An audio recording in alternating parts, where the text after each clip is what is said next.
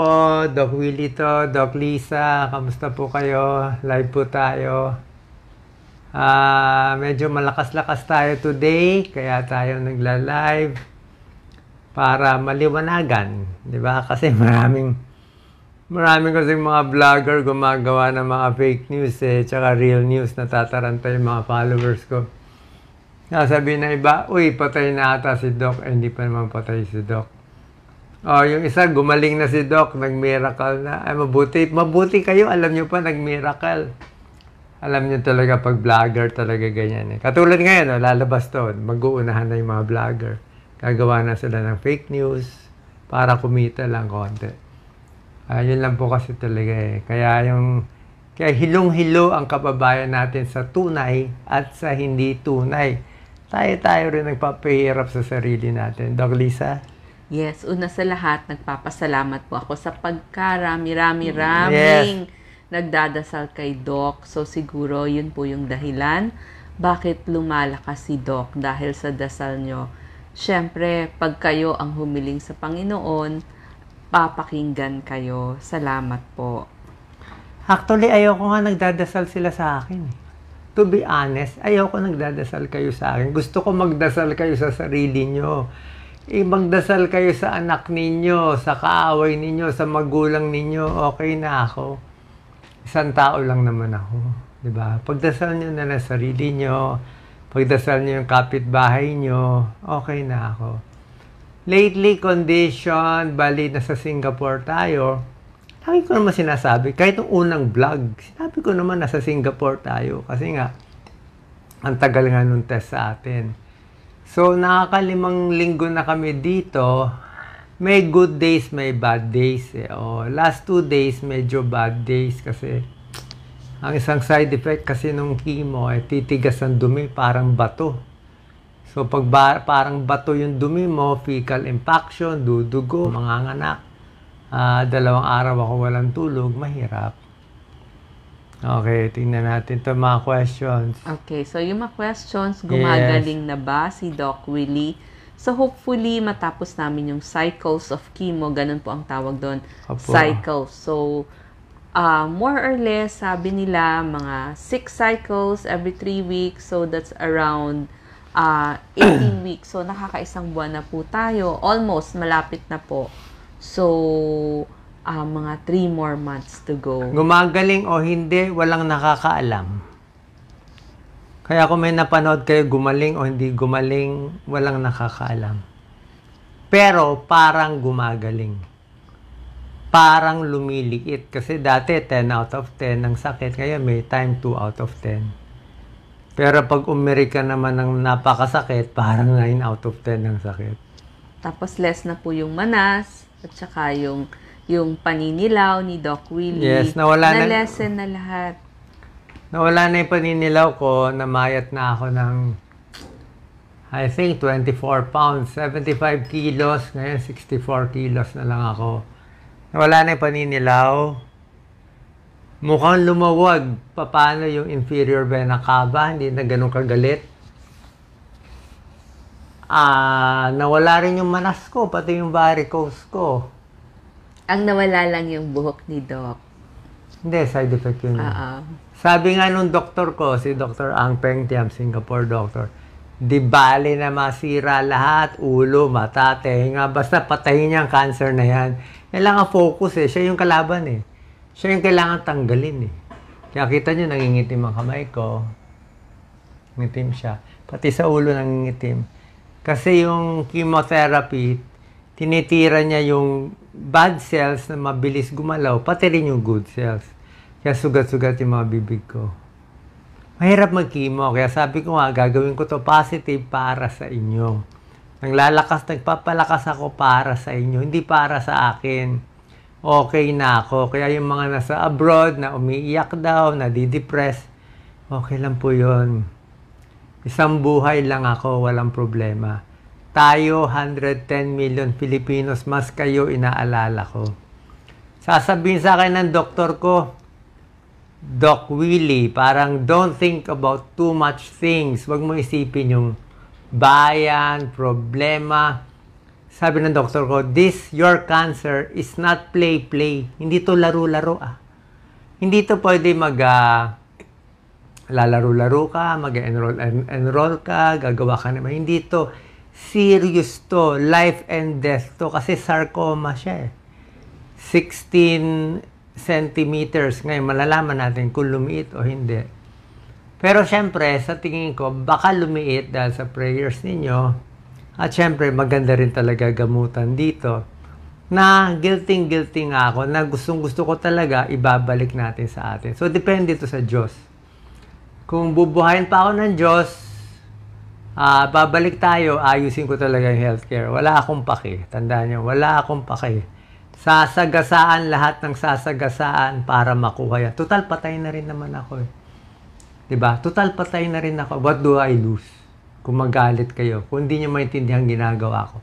Basta sure ako, naintindihan nyo man o hindi ginagawa ko, sure ako para sa inyo to. Minsan kasi, anak mo, tinutulungan mo na, binibigay mo lahat, ayaw pa rin. Isip niya, hindi para sa akin to, hindi mo alam, papakamatay na nga magulang mo para sa'yo. Ayaw mo pa rin. Ganyan ang gagawin ko. Kaya kung may nagbabash, okay lang yan. Kaya tiis lang tayo dito. So, yun lang sa mga fake news na namatay na daw ako o may sinasabi si Doc Lisa na umiiyak ka daw. Puro fake yun.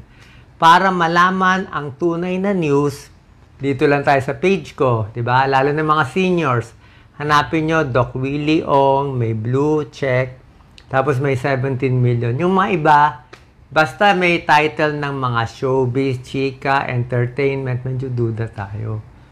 Tingnan nyo na lang yung mga credible, GMA, ABS, kahit mga anything. Basta yung mga news outlet, mas tunay.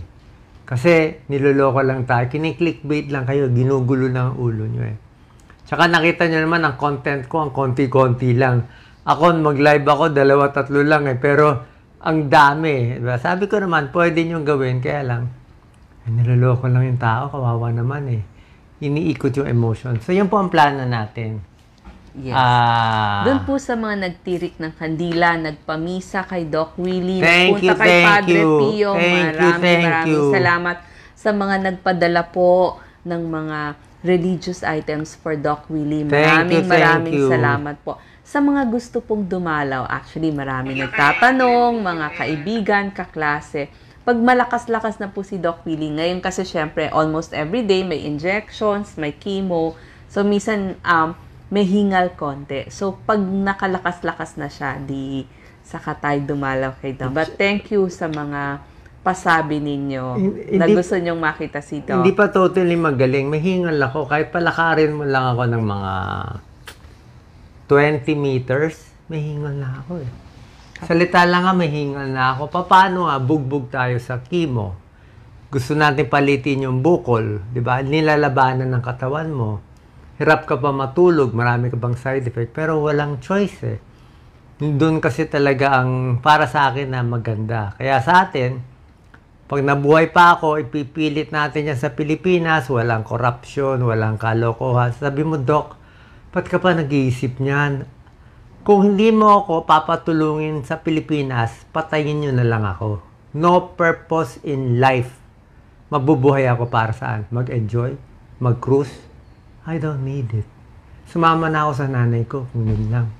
Kaya lang ako nandito para tulungan yung 110 million Filipinos na kawawang-kawawa ngayon. Yun lang ang purpose ko. Wala akong pakialam sa politika ng iba. Sarili kong style to. Diretso sa taas, diretso sa Holy Spirit. I don't care about anyone. Sorry Kasi matigas talaga ako ngayon. Pag alam ko tama, tama. Pero pag wala nang buhay, di wala na. Pero so far pa naman, binubuhay pa naman tayo ng Diyos. So habang binubuhay tayo ng Diyos, request ko lang, kung mahal nyo ako, tulungan nyo na lang yung kaibigan nyo, makipagbati kayo sa magulang nyo, makipagbati kayo sa best friend mo na naging kaaway mo. Doon ako masaya. Magbigay tayo ng pera, pagkain doon sa mga pulubi, sa lansangan natin, sa mga overseas worker. Gumawa lang kayo na mabuti. Happy na ako. Happy na ako. Okay?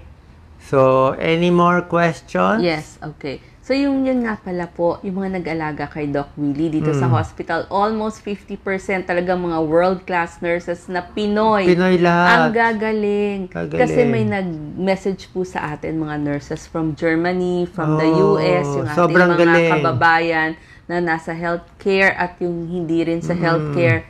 Maraming salamat po sa inyo.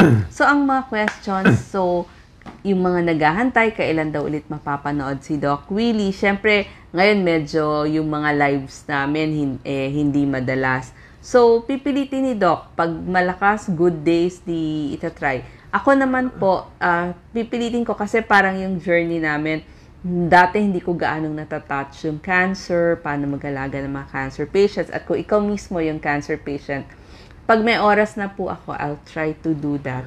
Una-una, wala akong balak mag-content ng health. Baka si Doc Lisa, I have no more plans to content sa health. Yung mga sakit sa puso, no more. Tapos na yun. 6,000 ang videos ko, ano pa ba gagawin? Magaling si Doc Alvin, sila Dr. Dex, ang dami-daming doktor. Hindi nyo na kailangan ng health topics. Ang kailangan, ayusin natin yung Pilipinas kasi ang dami namamatay, ang dami naghihirap. Yan na lang ang job ko. Last job ko, fix the Philippines, fix the country. After that, hayaan na natin mga kabataan sila na mag-vlog ng health topics. Diba? Yun lang ang mission ko. I'm very clear about that. Lagi ko dinarasal. Nakikita nyo ibang video ko, parang meron akong Holy Spirit nagsasalita. Hindi ko alam kung ano yun, pero sa tingin ko mabuti yun. Kasi lumilinaw na ang pag-iisip ko. Kung ano man magiging desisyon ko, tandaan nyo, para sa inyo to. Kung gusto pa tayo ng Diyos mabuhay, tumulong sa Pilipinas, okay. Pag ayaw na, di okay. Pero, hindi ako give up. Yan lang ang purpose ko. Magagalit ang doktor ko pag nalaman nila, ito ang plano ko. Hindi ko nga sinasabi. Hindi ko nga sinasabi na, dapat isipin mo paano kumain, paano mag-enjoy. Ayaw ko mag-enjoy. Mas enjoy ako, kausap kayo, nakikita yung mga mahihirap dyan. Yun lang ang goal ko. Kailangan naman magpakita naman tayo ng, diba, kita mo yung mga santo, ang babait ng mga saint nila, Jesus, mga mababait na tao, very selfless. Tayo, konting pera lang, konting scam lang, konting fake news lang, kawawa naman yung kababayan natin. Paano tayo uunlad kung puro tayo ganyan, di ba? Hindi pwedeng sobrang ganoon, di ba? Huwag pera-pera. In the end, malulugi rin kasi tayo. Anyway, yun lang naman. So far, so good. Ngayon, problema ko pa sa tiyan kasi itong bukol, kahit lumit siya, nakabara siya sa small intestine. Hindi ganong gumagalaw yung bituka ko, kaya hirap na hirap ako. Meron lang position na hindi pa nahahanap. So, it might take me a few more weeks. Siguro by November matatapos na. And makakauwi ako by December. And who knows what will happen. Basta lahat ng gagawin ko para sa inyo. Okay lang magbasa daw nakuha yung cancer. Tingin ko is bashing. Bashing, negative. Kasi wala talaga akong risk factor. Tsaka hindi naman masama. Kahit naman nakabukol ako, naging close naman tayo. Diba? Hindi ako nakabukol, hindi nyo na rin naman ako papanoorin. Wala na nga 500 yung nanonood sa akin. Kaya nakabukol ako, 50,000 naman nanonood. Siguro okay na yun. It's a good deal. Basta mahal na mahal ko kayo habang nasa mundo ako. Pag namatay na ako, let's say namatay ako, aalagaan ko kayo from above. Promise ko yan. Aalagaan ko kayo from above. That's my promise.